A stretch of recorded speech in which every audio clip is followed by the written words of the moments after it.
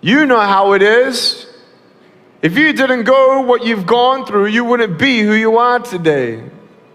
And I'm not belittling your pain, and don't worry, I've seen pain in my life, and I've seen not only in my life, but people's lives, and people say, well, at least I have no arms, no legs, and then what am I supposed to say? Well, at least I'm not an African orphan who's dying at 4 years old, and I met that person. What about the 10-year-old girl that was bought for $700 in Mumbai and kidnapped as a sex slave to have 350 clients before the age of 13, pregnant at 12, put the baby under the bed while she works on top, abandoned by her family? After she pays her debt of $700 after 3 years with her child, she leaves on the streets of Mumbai hoping for a new life. No family, no job, no food. Her baby needs food. She gets raped, beaten up on the street. She comes back to the only way that she knows how to make money. She goes back to the brothels. She gets pregnant at 15 the second time, and then that child dies, and then 20 years old, she comes up to me. Yes, I have met this woman. She comes up crying. She says, Nick, I just found out I got HIV/AIDS. And I got fired for being a prostitute. What do you say to that?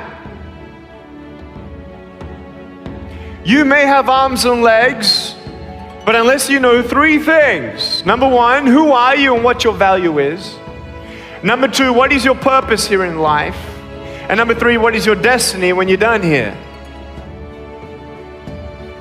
If you don't know the answers of any of those 3 questions, you're more disabled than I. The first thing I want you to take away from today is this: you will have good days and you'll have bad days, but you will always learn something more or something new, and you will learn more overall on bad days than good days.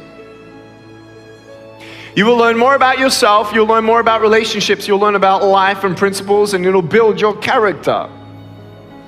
If you're a person who wants to, let's say, improve on your character of patience, let's say, don't complain when you're waiting in a line.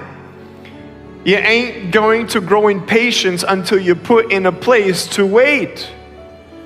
It's like you go into a gym and you're walking through the front doors and you tell your wife or your husband, I'm going to the gym. You go into the gym and you come in 3 feet and you do a U-turn and you ride out, I went to the gym. Ain't gonna do nothing. You gotta go in there, and what are you gonna do? You gotta pick up the weights, and you exercise the muscles that you wanna build. I stand before you without arms and legs, but a very strong man because of the bad days in my life.